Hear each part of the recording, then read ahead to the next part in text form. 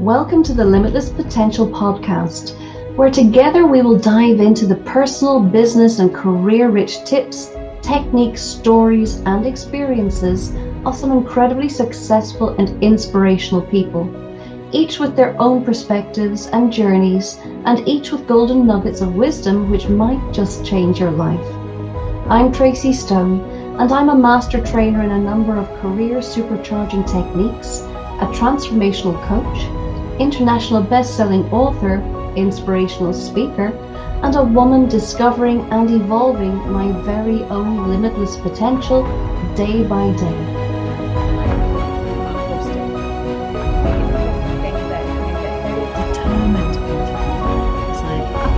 I went to yoga and one thing you're going to stand up at your stage. Celebrate yourself. Spiritual things for a very second I met her. And so once a week, each of you take Now I look at this and I see this happening many times again. I see it in a positive way. Hi, and welcome back for another episode of Limitless Potential. And today I'm delighted to welcome Victoria Rader, who joins us from Washington, D.C. Victoria is a Ph.D, possibility coach, transformational speaker, and founder of You to Shine, who empowers coaches, entrepreneurs, and people that seek personal development to grow in all areas of their life through the proven formula of success so they have more peace, purpose, and prosperity. She's a 4 times best-selling author who's globally recognized, along with Brené Brown, Richard Branson, and others, for creative and innovative ideas, adaptability in business, and contribution to sustainability and mental health projects with CREA Global Award by Brains magazine. And she's here with us today to talk about her journey and how she taps into her very own limitless potential. Welcome, Victoria, and thank you so much for joining us. Tracy, thank you so much for having me. Well, you have accomplished so many things. You have such an interesting life to share with us, and I'm so keen to get stuck right into all of that. So let's go right the way back to the beginning, because as I say with all of my wonderful guests, we don't start at the end. We don't start in the successful mode that we're in or whatever mode we're in now. We had a life to live before that. So Victoria, if you would, let's go back to your childhood and tell us what that was like for you and just take it from there. Well, I was born in the former Soviet Union in Ukraine, and my mom and dad were my early superheroes, truly were, without maybe understanding it until much later in my life.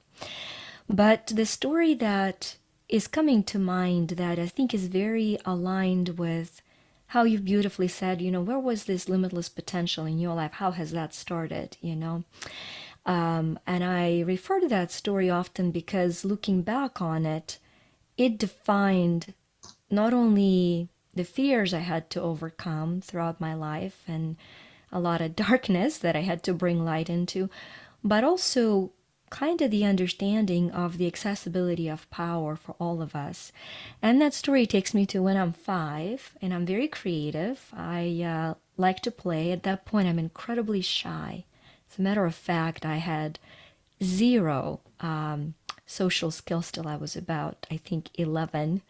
I would prefer an extreme introvert that was coded as shyness and just leave me alone mode. And so I was very happy to entertain myself and play by myself. So my mom and dad were working and my grandpa was watching me. They say that the fear of boredom is what limits creativity, because when you had nothing, you had to use your mind. And I decided that my doll needed a hanger for her dress. So I pulled out a metal pin out of my hair and rather confidently and stuck it, put it into the electrical socket. Now, in Ukraine, in the former Soviet Union, just like in the UK, the electricity is twice plus the 110 that it is here in the US. Gratefully, I was not electrocuted because the fuses blew And I often say, and so did my grandpa when he ran in. And grandpa ran in and he was saying, how could you do this? This could have killed you. And it was my first aware memory of being terrified, not knowing why, and death being repeated. And there's this theme of death and dying that repeats itself, in my life. Just a couple of months later, my other grandpa died, who used to watch me every summer when my parents would work. And I remember sitting on bed and looking at him in the room, and the first wave of unknown guilt saying, maybe it's because I'm not eating well. Maybe if I only be a better eater, he'll get up. Like, right, there's those memories, abrupt guilt without knowing what it is. I also say this probably was my first reach for connection to divine, where I was literally sitting there on the bed and saying, if anybody is there, help me, right? And so, but the journey of this death and life and the fear of death was repeating itself. In 2013, in 1 year, I lost 11 people, family members, friends, every month. And then, of course, being Ukrainian today in the war, I've lost family and friends. And so, but why that moment? I look back to that moment as such a defining moment, because what stopped me from being killed was resistance in the fuses, right? The fuses blew. The resistance saved my life. It was resistance to electrical power that saved my life.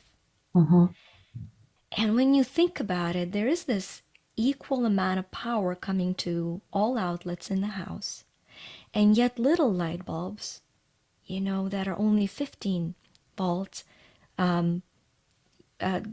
watts, they are just so dim. But the 100-watt bulbs are so bright. The power is the same, but the resistance inside the bulb is so different that the light that is coming through is different. And so with great irony and appreciation, I've come to understand that all of us have access to infinite power. All of us. If you are born and you're breathing, you have a source that breathes as you that is infinite. But the light, the energy, the power that is coming through us and out into the world is that resistance inside. And That's so, such a beautiful way of putting it. yeah, so every product, every book, every session has become of how do I reduce the resistance so the power flows. Oh, Victoria, that is truly such a beautiful, I think it's probably the most beautiful way I've heard that put. I love that so much. Thank you. So that was a big fundamental lesson at such a young age, which became so meaningful to you, as a lot of the lessons do in childhood. They become the things that we refer back to, but in very different adult ways later on. They mean something different to us, don't they? Absolutely. Absolutely. In that framework, that the palpability of dying and curiosity of that was so deeply impacted in my mind that then there were these events in my life of witnessing a drowning and myself coming close to being drowned and barely rescued a couple of times, that there was a panic about water. And that flip came on when, as any parent who is bad at something, we tend to make sure our kids are really good at it. Who's living vicariously through my kids? Not me, not me. My kids were taught to swim because I was terrified of swimming. My kids were taught to swim before they were taught to walk. And so, I was on this Mediterranean cruise in 2011. I was a homeschooling mom, and there was an amazing opportunity for us to swim short 100 yards to be in hot clay pools. But I couldn't do it because I was terrified of water. And so here are my two kids who at that point are very capable swimmers. They're young, but they're capable swimmers, and saying, Mom, just let us do it. And this was the deepest realization for me, when I wouldn't let them go because I wasn't confident that I could help them if they were in trouble. And I realized, wait a minute, when my fear suppresses me, that's okay. I'm overcoming, I'm learning. But when my fear starts suppressing the two most precious people in my life, I've got to shift. I've got to heal the fear, you know? So it was this incredible realization of, oh wow, it is a bit out of control because it is now interfering with somebody else's ability to live their life fully. Yeah. And that equipped me to seek help. That's so wonderful, though, I mean, that was the limitation, wasn't it? Yes. Knowing that sometimes we do this, that we do think, well, it's okay, I don't mind suffering a bit, and I don't mind that it affects me. Sometimes it takes that realization that I'm limiting somebody else's life. And for Yeah. most people, that would be their children they're talking about. Of course, it could be a partner you're talking about, or a sibling, or somebody else, but very usually it is when we see it in our children and we realize this is affecting them, it's limiting them. Yeah. So what did you change and how? Well, you know, the first step I did, because at that point I already had access to understanding that I couldn't will myself out, right? I talk about six mental faculties as a recipe for shift of mindset. For years, I've been asked to talk about mindset change. And finally, at some point, I sat down and I said, okay, we say mindset, but it's not set in stone. As a matter of fact, if it's set, it is preventing you from growing. So I don't like the word mindset unless I don't understand it. And through that internal realization, I said, yes, it is a set of tools. So what are they? And I had an immense privilege to be coached by Bob Proctor for a period of my Wow. life. And Bob used to teach on six mental faculties. And so it Yes. was much later into my life that I said, wait a minute, six mental faculties, mindset. So I've equipped the bridge of mindset is your accessibility to your six mental faculties. And those are your intuition, your imagination, memory, perception, reason, and will. And so, will indeed is one of the parts of shifting your mindset. But without the other five, it is very limited. And so, you cannot will your way to victory in most things in life. Mm. In most things in life, because it doesn't matter when, but it is a limited resource. Will by itself, unless it's surrendered to the power with much greater will, is a limited resource. And so I knew I couldn't make myself not be afraid of water. I've tried that, you know, at 14 on sheer I'm gonna prove you, I jumped into the water and almost drowned because I willed myself with zero skills. So I understood that I needed skills and I needed the ability to shift the subconscious fear.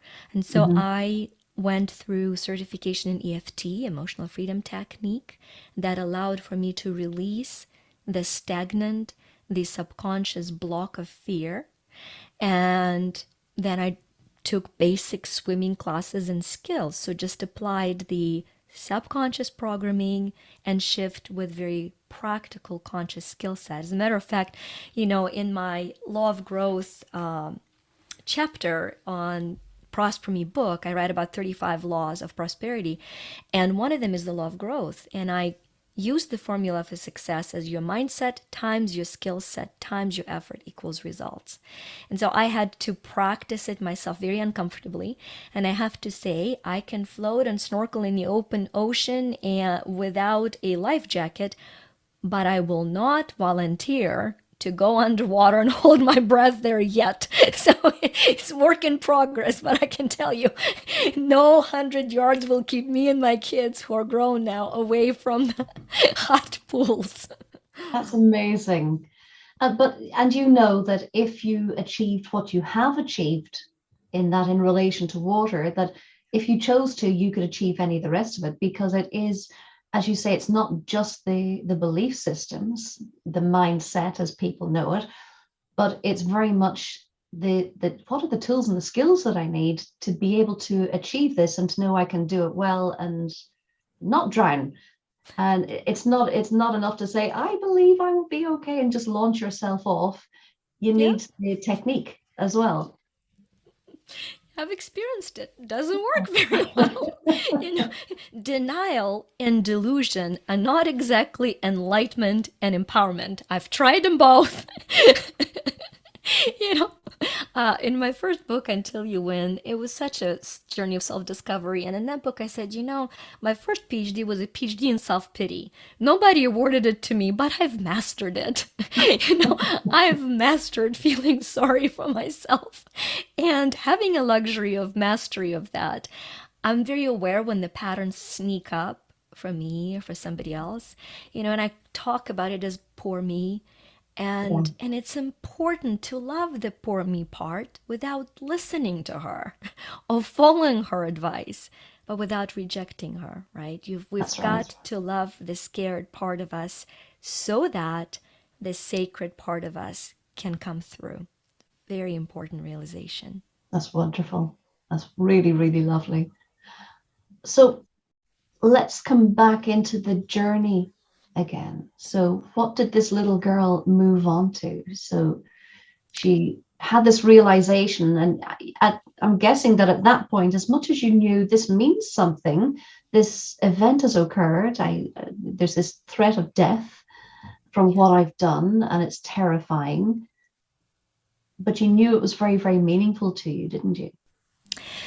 You know, um, to be 100% honest, I don't remember the thought pattern at that time.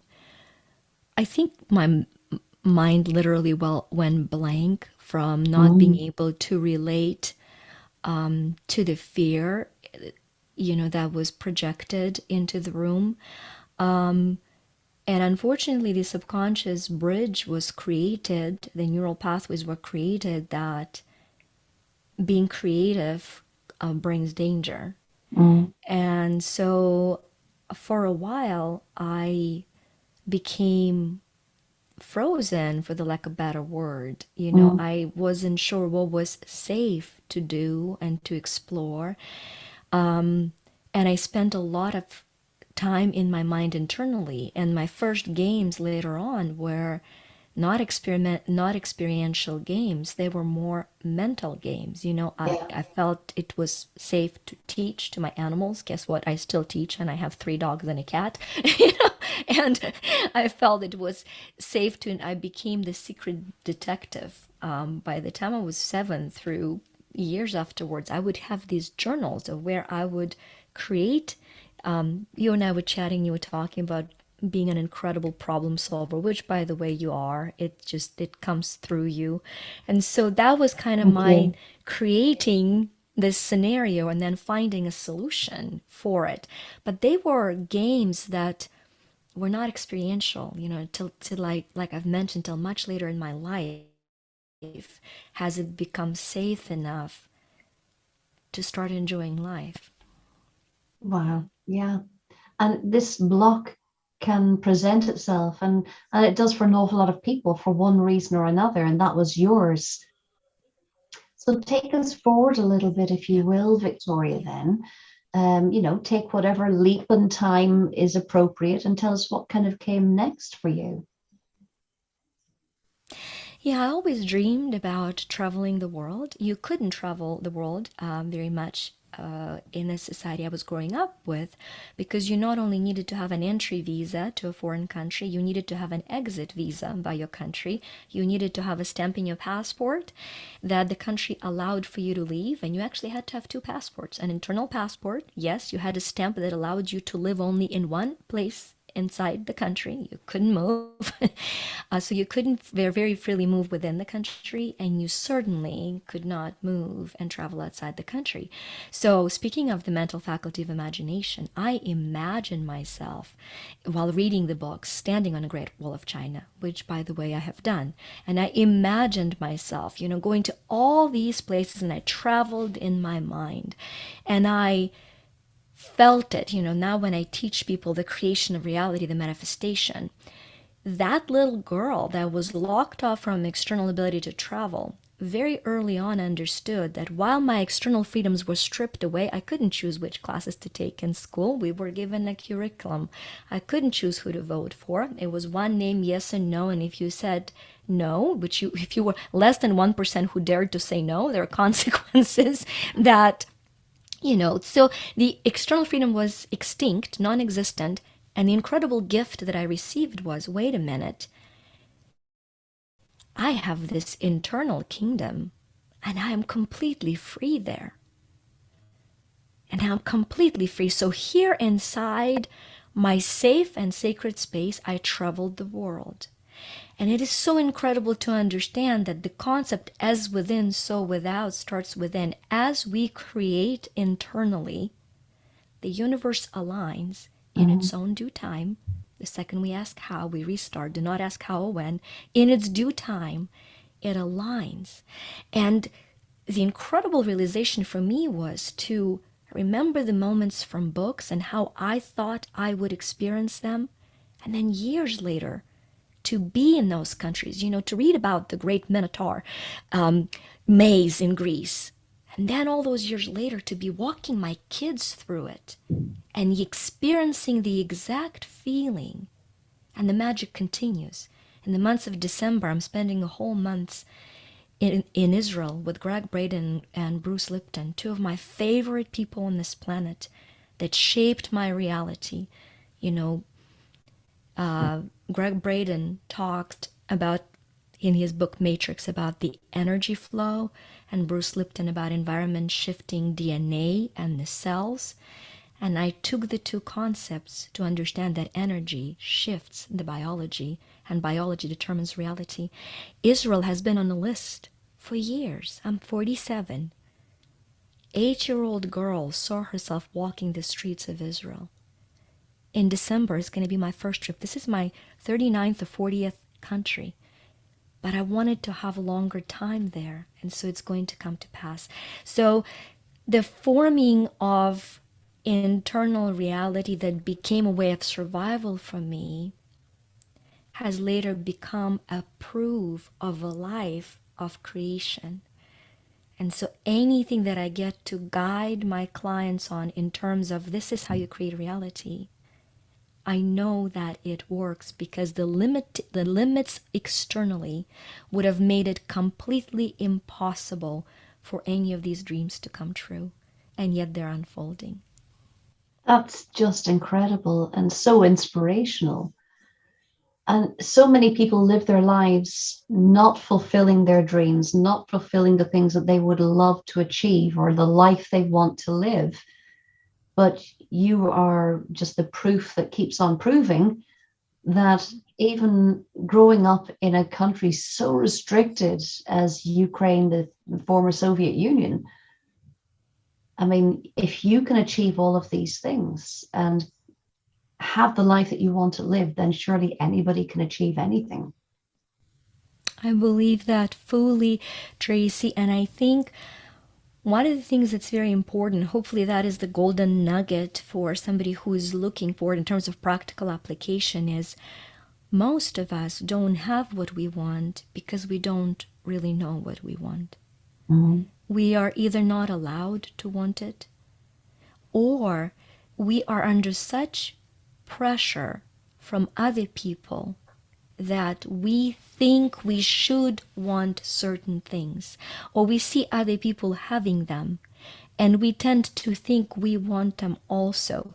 So I always recommend, when you start this journey of opening up to that infinite power seeking to express itself through you, you write 4 questions and you answer them in the order that I'm going to give you, and then you take a question that is an action question. So the first question you write is very simple. What is it that I want? And you allow everything to come through you. And by everything, I mean negative things without judgment, right? So I've mentioned being a Ukrainian and doing this exercise for me, because I do it all the time to reframe what it is that I want to create now. I would write, I want Putin dead. Now, do I really want it as a spiritual teacher seeker? No. But is there a survival self that is terrified? There is a part of it. I cannot suppress that, because if I suppress it, I cannot heal it. I cannot change it, and I certainly cannot find what I really want. So the first thing is, what do I want? And you write everything. People I helped, to let go of smoking, they say, I don't want to smoke. And I say, no. If you didn't want to smoke, you wouldn't smoke. There's a part of you that wants to smoke. You have to acknowledge that part. So when you write, what is it that I want? Write everything. If you're on a diet, write, I want to eat a whole cake 5 times a day. That's what I really want. Acknowledge what you want, all parts of you. The second question, write down, what do I really want?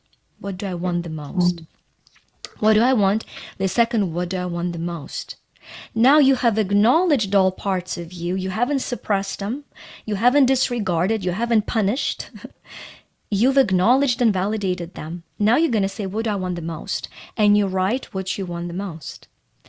After that, we're getting very freeing. You're going to say, what outcomes do I want? Because you see, we only want things because we believe they'll give us a certain feeling of an outcome. Most people say, I want a new car. Well, why do you want a new car? I want to have a new car. Why? But if you ask, what do you want to feel? Very often people will say, well, just like the smell, that it's new. They're actually seeking newness, feeling of a new start in their life. And they're trading it for a car. So what outcomes do you want? And then the last question, the golden question, will be, what outcome do I want the most? This is what your infinite potential wants for you to express. That is what lays dormant deep underneath it all. Once you find that outcome that you want the most, then you're going to say, great, what is the one practical step? What is a 3-minute commitment today that I can take towards this outcome? You're not going to change your life in one day in 3 minutes. You will redirect the flow of your life day after day after day, 3 minutes at a time. That is fantastic. That is just so doable. And I think that's why it's so fantastic that anybody can do that. And it's so vital to start taking steps. And like you say, it doesn't have to be a huge life-changing thing immediately. And I think that that's why often people don't reach for the life they want to live, to achieve the things that they want to achieve, because it seems too big and too far away. But if you can do this one thing for 3 minutes, and it moves you day by day closer, doesn't it? It really does, and I so believe in this power of 3 minutes. One of our products is called Empower-Me app, and it has 3-minute meditations. There's so much research about meditation, and I have a lot on my plate, and I adore and admire Joe Dispenza's work so much, but I didn't quite find the capacity at this point in my life to be getting up at 4 a.m. and meditate for prolonged periods of time. Maybe it is yet to happen on my spiritual path. Maybe this is not what I really want. Maybe this is something that somebody wants from me, right? So far, it hasn't been the outcome that drove me to do that. But what it has driven me to do is to say, wait a minute, I have written my every book with commitment 3 minutes a day. I have achieved every success with saying, what is my 3 minute? Why can't I try these 3-minute meditations? So a long time ago, we published the 3-minute meditations. We loved them. Now we've reframed them. And what they're allowing now is that if you know you want to meditate and your brain is all over, your mind is seeking, you can do a 3-minute guided meditation that opens you to a different area of your life. I do 7 areas of possibility. I call them possibility centers. In the East, they're referred to as chakras. For me, they're possibility centers. And these are 3-minute meditations that tune you in. So the one that I wanted to talk about here that is so aligned, for the Empower Me Center, which is the solar plexus, we have a meditation that is from drained to powered up. So many clients come feeling drained, feeling drained. And so for me personally, that little meditation was a solution in my life to be able to be recharged and, if you will, being plugged in literally into my limitless potential. And so the visualization in that meditation has you see what drains you, unplug from that, and replug into the infinite source. You feel the shift immediately. And so when I'm so passionate about the 3 minutes, I really am. I'm a 3-minute addict. I love this so much. I really do. So, how can people tap into that? So, if people are, because I think everybody should be interested in this because that's so doable again, how do they get that? What is it to work with you? What is that experience? How do they get these 3-minute nuggets of bliss? I tell people, I'm very big on doing what's right for you at this time for you. I know that a lot of the FOMO is a technique, the fear of missing out, right? If you don't do it now, your life will never be the same. I genuinely don't believe in this. I believe with all my heart that there's always plenty of time for you to turn your life around, that it's never too late, and that nothing is worth the internal peace. That's the first thing I want to say. And so while we have the spectrum of offering with different price point, I usually say I'm going to invite you to think of what is the offer that brings you most peace internally.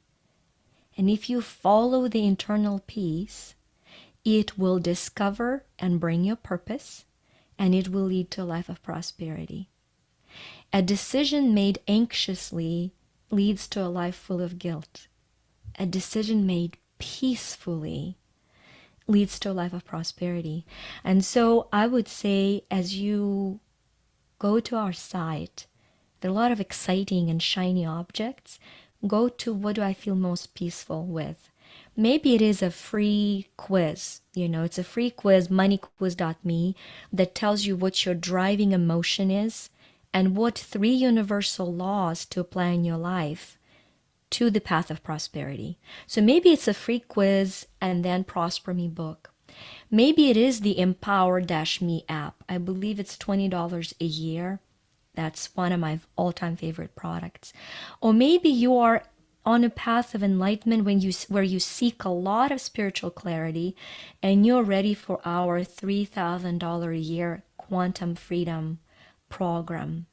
But it's very important to me that you do not sign up for quantum freedom program if there is anxiety about it.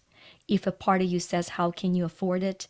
Please do Empower Me app. It will empower you to afford the program in the most peaceful and aligned way. So that's probably the most important thing for me to convey. It's not late for you. We will never close our doors on you.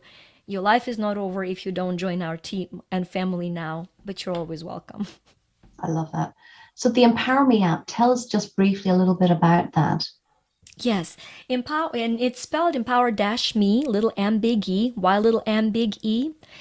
Everything we breathe is the reminder of who we are as a formula for me. Little m big E, not me, Vika, but you as a me that has come to be. And little m stands for your mortal part, for your matter, the physical matter that you are, for material needs, and for ability to manifest in physical reality. So mortal matter that materially manifests. And yet also who you are is the big E, the eternal energy, the essence that expands. And only by knowing, loving, and owning access to both of these can we fully step into our potential. When the little m surrenders to big E, our mortal remembers that there's an eternal part of us. Our matter is aligned with the energy flow through us. Our manifesting does not lose the sight of expansiveness. Don't manifest things that limit you as a spiritual being. Manifest things that expand you. Mm-hmm. And finally, where you're seeking material does not come at the price of essential. Focus on the essential, and the material will take care of itself. And so the Empower-Me app is an incredibly intuitive app. My developer, who is a dear friend and a team member, has worked on it and has found a way to align the gift of intuition, which is one of the mindset, and the app as to where you select a set that you want to work on. I'm going to ask intuitively what we need on this podcast the most at this time. So if you go to Empower-Me, there are blessings. There is my freedom set. There is my grief, which is 90 aspects of processing your grief. There's my money, 35 laws of money, and there's my answer. We're going to go with my answer. So we're going to go in a tandem with my answer. So if you're listening to that, you would go to my answer and you shake the phone. And once you ask a question, the app intuitively matches you with an answer. And so here is a cool one. Hopefully you have that question. The journey of 1,000 miles begins with one step, Lao Tzu. The time has come to take the first step. All of your life is always a preparation for the next step to take. Leap forward with hope and continue with faith. Affirm, I'm now moving forward as guided. I'm excited and focused, calm and collected. I am determined. I am me. So if you were asking, should I do this? I would say, take that step, right? And we just played with that. So it's very intuitive. It's very, very intuitive. Yeah. Victoria, that is so brilliant. I mean, that is so comforting. Yeah. That has to feel amazing when sometimes when we're making decisions and we're wondering what path in the road to take, and you need someone there with you. It feels like that's there with you and helping to guide you and to feel okay about making your choices. Yes, absolutely. And it's that process of validation is so important. The tender set there is called my grief, and I get emotional about it because I'm no stranger to grief in my life. Mm. And I think the globe is grieving. I think humanity is grieving. And a lot of us are unaware that we have unprocessed grief. And unprocessed grief blocks us both from purpose and from prosperity because it robs us of complete peace. And so usually when I feel heaviness around my heart, I will go to my grief set and just it is comprised of validating the hidden aspect. There are 90 of them. It intuitively matches the hidden aspect. And then it gives you information to affirm it.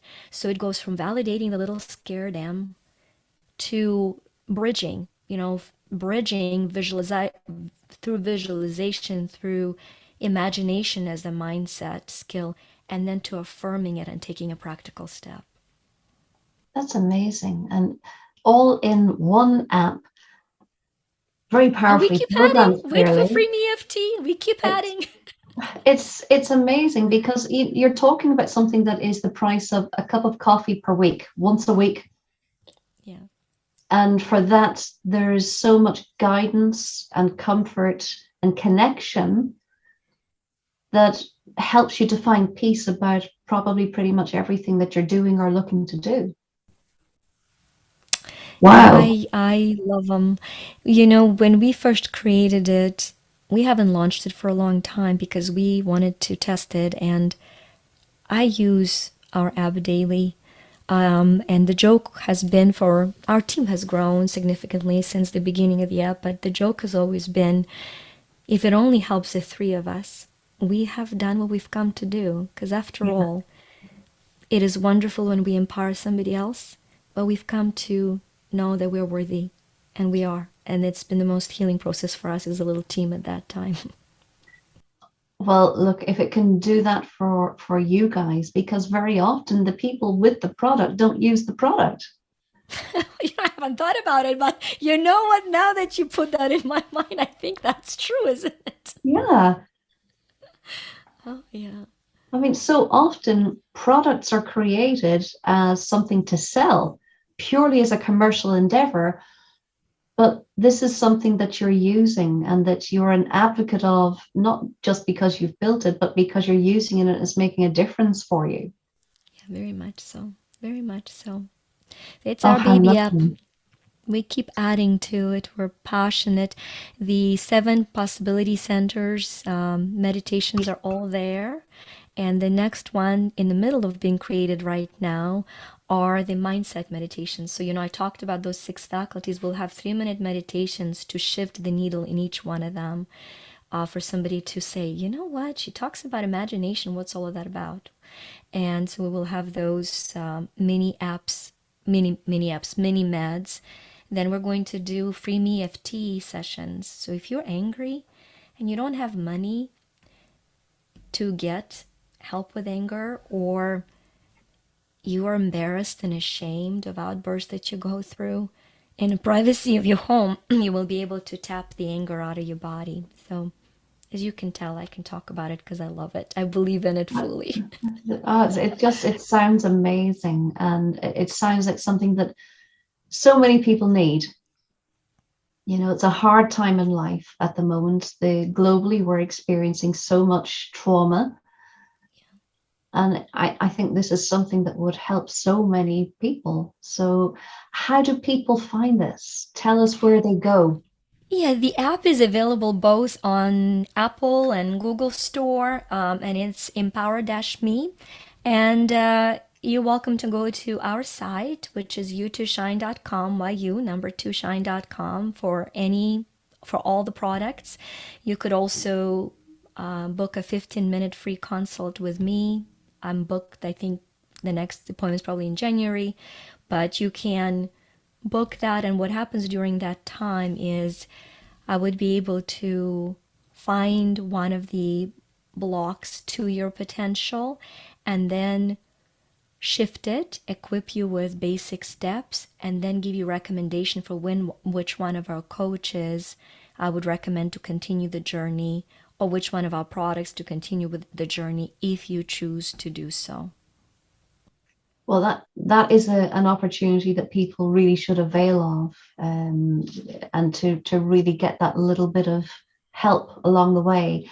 So we also will have the link to your website will be in the details along with your bio in this episode. And Victoria, I have to just thank you from the bottom of my heart for this. I've really enjoyed our chat today, and I know I'm going to be looking up your app as well, for sure. So thank you for sharing so beautifully with us. This is just wonderful, and I do wish for so many people to be reaching out to you and downloading the app and reading your book, and all of the links will be there for you with this episode. Thank you so much, Victoria. Really grateful for your time today. Thank you, Tracy. Thank you for creating the space and the platform and serving your community in such a meaningful way. It's been a real honor and pleasure to be your guest. Oh, thank you so much. How lovely.